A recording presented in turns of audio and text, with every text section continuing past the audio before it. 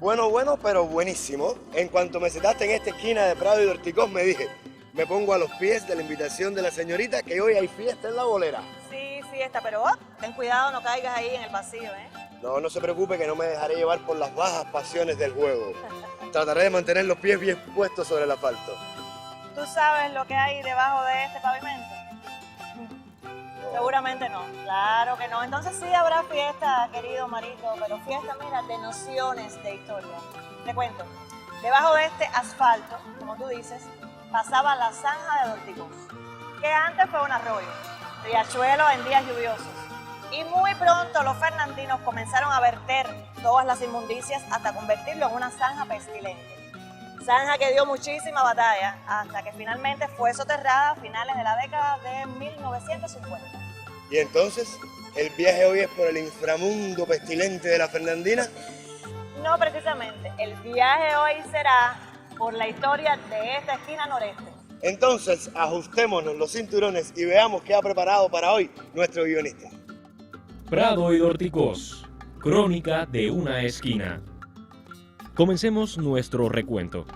Según el nomenclátor comercial, agrícola, industrial, artes y oficios y directorio general para 1883-84 de la isla de Cuba, este grabado representa el depósito de tonelería, carbón de piedra, instrumentos de agricultura, madera y maquinarias en general. La primera edificación que existió en esta esquina, propiedad de Leopoldo Abreu, comerciante que giraba azúcares hacia los Estados Unidos y, como muestra el dibujo, el comercio generó gran movimiento. Y hasta creemos que estos fueron los solares marítimos que Leopoldo pidió rellenar en 1875 y una real orden terminó alándole las orejas al ayuntamiento cienfueguero por la venta confusa de estas y otras marismas. Además, exigieron ajustarse al plano de los límites de la población aprobado en 1866, del que piden una copia. Además, en dicho mandato, adjuntan la denuncia del inspector de obras públicas referidas a fábricas sobre esteros hechas por los señores Terry, Aceval y Díaz. ¿Saben qué? En el grabado no me queda claro si el depósito de Leopoldo Abreu era de madera o mampostería, mas comparando este con otros grabados del nomenclátor que muestran obras sólidas de mampuesto y de madera de un nivel, y considerando la calidad de las mercancías que trasegaba y además la similitud de este grabado con la edificación que trascendió hasta la década de 1990, hacen suponer que fue de mampostería. Lo tengo claro, de mampostería. Y te digo más, aquí trabajó un paisano de mi tatarabuelo. En cuanto desembarcó del barco que lo trajo de Asturias, Leopoldo lo empleó aquí por su pericia y lo contrató como maestro tonelero.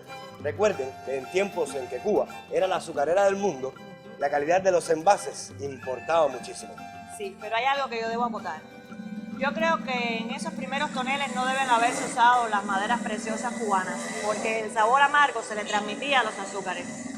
Supongo que Leopoldo Abreu debe haber importado pino o ciprés, o en caso de que hayan usado maderas cubanas, tiene que haber sido el jobo, la varilla o quizás el llamado palo azucarero. Yo no conozco otra.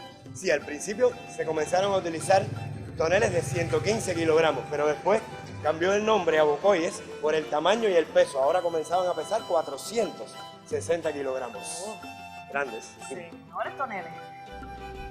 A pesar de los aires de guerra, en 1872 Cienfuegos logró exportar por el puerto 74.643 bocoyes de azúcar y poco más de 35.000 galones de sus muy codiciadas mieles hacia refinerías de Inglaterra y Estados Unidos. Pero les propongo profundizar en el laboreo de un oficio desaparecido hoy de las nóminas cubanas, dado que el gran almacenista Leopoldo Abreu tuvo aquí un renombrado taller para reparar y fabricar toneles. Es lógico que lo tuviera. Incluso muchos ingenios fabricaban sus propios toneles, un oficio imprescindible dado el auge del comercio del azúcar y licores como rones y vinos. El laboreo del tonelero comienza dándole forma a las duelas o tablas del barril, más estrechas en las puntas y más gruesas en la barriga, con un ligero bisel para darle la forma redonda al bocoy. Cuando están listas las duelas, se procede a armar el barril con ayuda de los aros moldes, mas para darle la forma panzuda deben humedecerse las duelas para luego someterlas por la fuerza mediante calor y la ayuda de cuerdas y tornos. Así que a fuerza de agua, fuego y mucha paciencia, se van domando las duelas. Se sustituyen los aros moldes por flejes definitivos, 2 en las cabezas y 2 en la barriga del tonel, y luego con mucha maña se hacen los fondos. Parece sencillo explicarlo, pero no. Por suerte nos topamos con las demostraciones del maestro tonelero español José Fernández.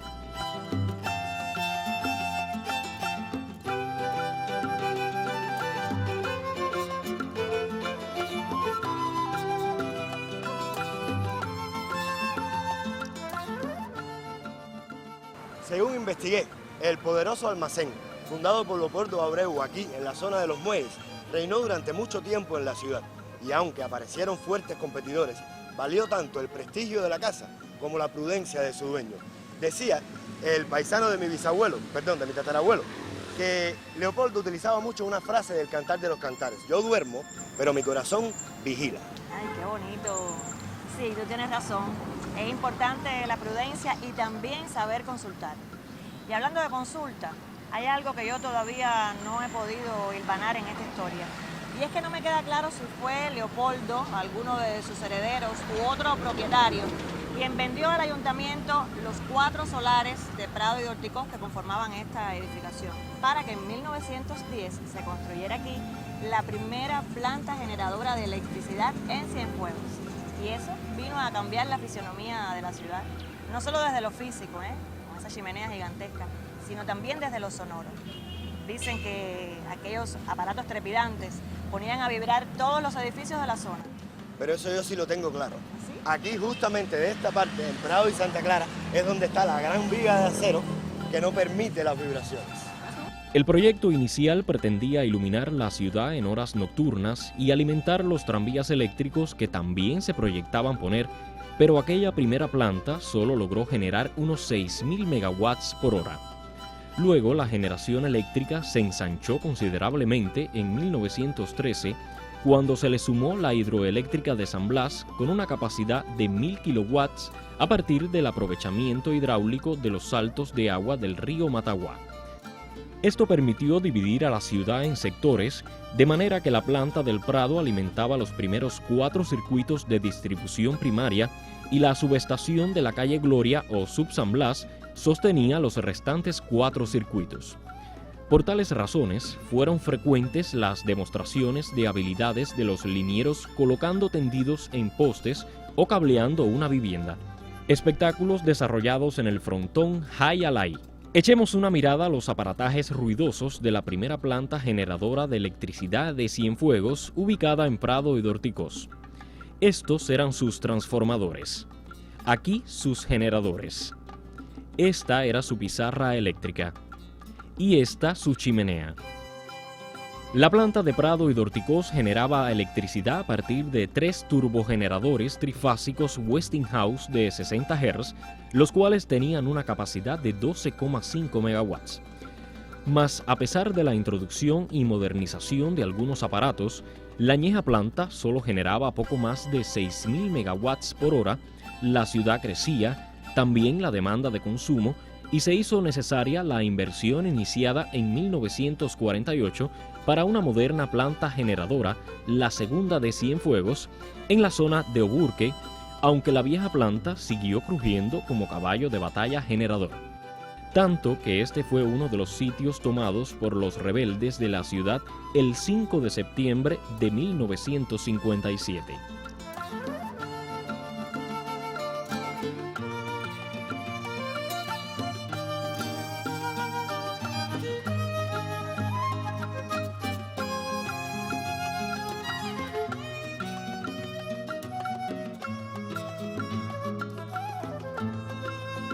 En 1999, después del proceso de desmontaje de 2 de las edificaciones que ayudaron al desarrollo económico de Cienfuegos, comenzó a edificarse este Ocio Club, un salón de juegos para contribuir entonces al desarrollo espiritual de la ciudad.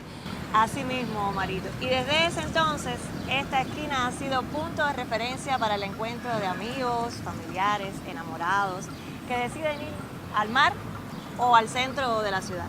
Y ya usted lo sabe, sí. Estas marismas primero fueron cubiertas para alzar la casa comercial que Leopoldo Abreu hizo crecer.